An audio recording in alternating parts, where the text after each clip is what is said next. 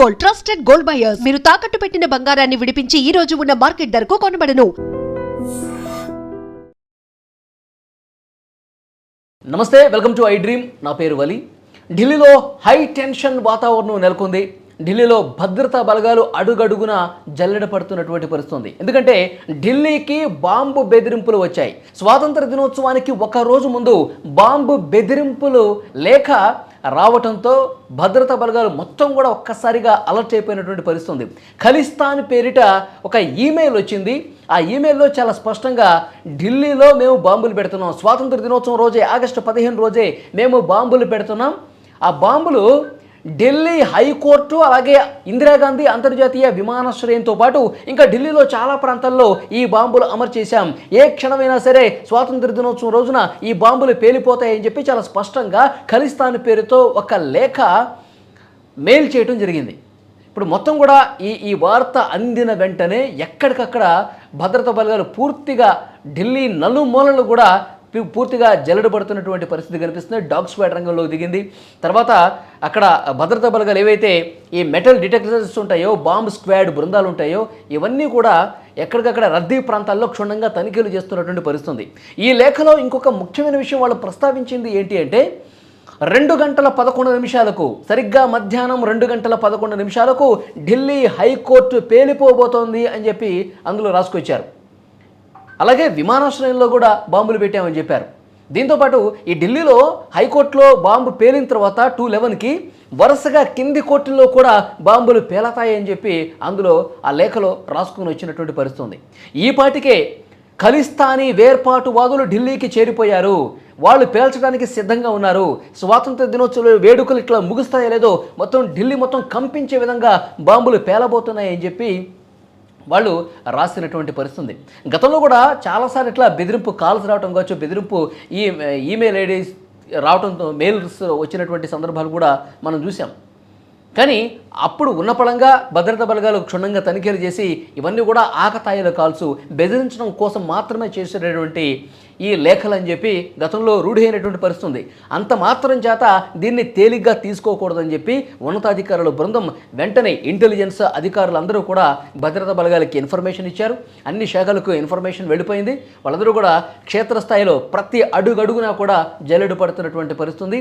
రద్దీగా ఉన్నటువంటి ప్రాంతాల్లో ఏది ఇప్పుడు ఇక్కడ ఢిల్లీలో ప్రధానమైనటువంటి హైకోర్టు కావచ్చు, హైకోర్టు తర్వాత మిగతా ప్రభుత్వ ఏవైతే కార్యాలయాలు ఉంటాయో అక్కడ కావచ్చు, వివిధ శాఖలకు సంబంధించినటువంటి కార్యాలయాలు ఉంటాయో, మెట్రో ఉంటుంది, తర్వాత రైల్వే స్టేషన్స్ ఉంటాయి, వీటన్నిటిని కూడా క్షుణ్ణంగా జల్లెడు పడుతున్నటువంటి పరిస్థితి.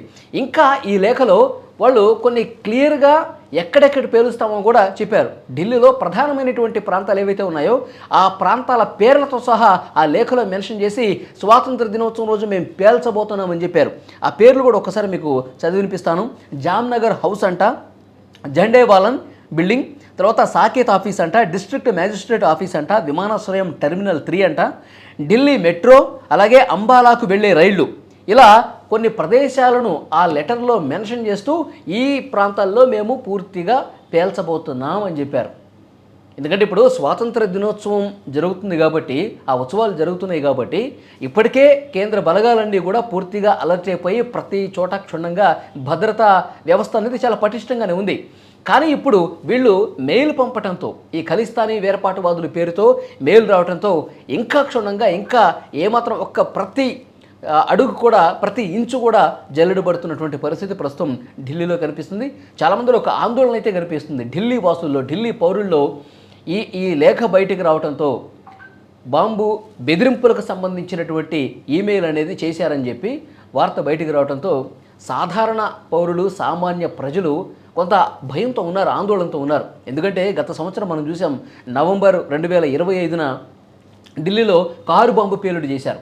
అభం శుభం తెలియనటువంటి అమాయకులు, వాళ్ళు చేసిన ఉగ్రవాదులు, అభం శుభం తెలియనటువంటి అమాయకులు ఆ కారు బాంబు పేలుడు జరగడంతో, ఆత్మహత్య దాడి జరగడంతో అమాయకులందరూ కూడా కన్నుమూసినటువంటి పరిస్థితి. పదుల సంఖ్యలో తీవ్రంగా గాయాల పాలై వాళ్ళు అంగవైకల్యంతో ఈరోజు కూడా ఇబ్బంది పడుతున్నటువంటి పరిస్థితి. కాబట్టి బాంబు పేలుళ్ళు అంటేనే చాలా ఒక భయానక వాతావరణం సృష్టించే పరిస్థితి. కాబట్టి మళ్ళీ అలాంటివి రిపీట్ కాకుండా ఉండేందుకు మన ఇంటెలిజెన్సు, మన అధికారులు, మన భద్రతా బలగాలు ప్రతి అణువణువు కూడా ఇప్పుడు జల్లెడ పడుతున్నటువంటి సిచ్యువేషన్ కనిపిస్తుంది. ఎందుకంటే ఖలిస్తాన్ పేరుతో ఈ లెటర్లు వచ్చినప్పటికీ కూడా దీని వెనకాల ఇంకొక కుట్ర కోణం కూడా ఉండొచ్చు అనే ఒక చర్చ జరుగుతుంది. ఎందుకంటే ఈ లష్కర్ ఈ తోయిబా ఉగ్రవాదులు, జైషే మహమ్మద్ ఉగ్రవాదులు వేరే వేరే మారు పేర్లతో మెయిల్స్ పంపించడం, లేఖలు పంపించడం, వీళ్ళు కొన్ని పేర్లు ప్రస్తావించారు కదా.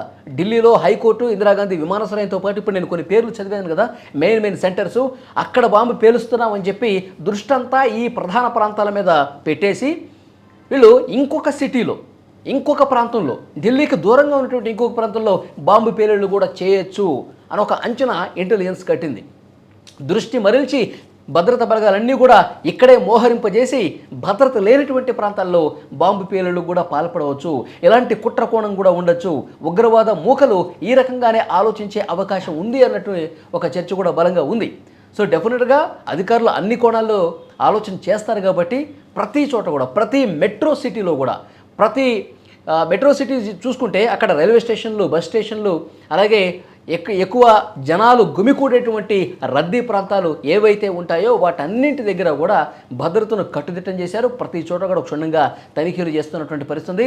మరొకసారి ఈ బాంబు పేలుళ్ళు జరగకూడదన్నటువంటి ఉద్దేశంతో మన భారత ప్రభుత్వం, భారత బలగాలు అందరూ కూడా చాలా అప్రమత్తంగా ఉండి ఎక్కడికక్కడ తనిఖీలు చేస్తున్నటువంటి పరిస్థితి. సో ఈ లేఖ వచ్చిన తర్వాత ఇంకా ఈ భద్రతని పటిష్టం చేసినటువంటి పరిస్థితి. నిజంగా ఈ బాంబు బెదిరింపులు ఇవన్నీ కొత్త కాదు. గతంలో మనం చూసాం, రోజుకి ఒక్కసారైనా విమానాలకి బాంబు బెదిరింపులు వచ్చినాయి. ఆకతాయిలు, తుంటరి వెధవులు, పనికి మాలినటువంటి వెధవులు చాలామంది ఈ విధంగా భయపెట్టడం కోసం చిల్లర వేషాలు వేస్తూ ఉంటారు. ఇక్కడే మన దేశంలో ఉండే మనవాళ్లే ఈ విధంగా చేస్తూ ఉంటారు. కొన్ని సందర్భాల్లో వాళ్ళకి పోలీసులు సరైనటువంటి ట్రీట్మెంట్ కూడా ఇచ్చారనుకోండి. ఇప్పుడు ఈ ఖలిస్తాన్ పేరుతో రావటం, ఎందుకంటే ఖలిస్తాన్ ఉద్యమం ఎంత ఉద్రిక్తతకు దారితీసినటువంటి పరిస్థితులు గతంలో ఉన్నాయో మనం చూసాం. కాబట్టి ఆచితూచి స్పందిస్తూ కేంద్ర ప్రభుత్వం ఎక్కడ అలజడి చెలరేగకుండా, ఎక్కడ ఘర్షణ చెలరేగకుండా, ప్రజలు ఎక్కడ ప్యానిక్ కాకుండా స్వాతంత్ర దినోత్సవ వేడుకల్ని విజయవంతంగా ఒక చిన్నపాటి అలజడి కూడా లేకుండా చేసేందుకు అన్ని చర్యలు తీసుకుంటున్నారు. భద్రత పరంగా అన్ని చర్యలు తీసుకుంటున్నారు. మన భద్రతా వ్యవస్థ చాలా పటిష్టంగా, మన బలగాలు చాలా పటిష్టంగా 24/7 పనిచేస్తున్నటువంటి పరిస్థితి. వాళ్ళందరూ కూడా చెప్తా ఉన్నారు, గుండె మీద చేయి వేసుకుని నిబ్బరంగా, ధైర్యంగా స్వాతంత్ర దినోత్సవ వేడుకలు జరుపుకోండి అని చెప్పి ఒక మెసేజ్ పంపించినటువంటి పరిస్థితి.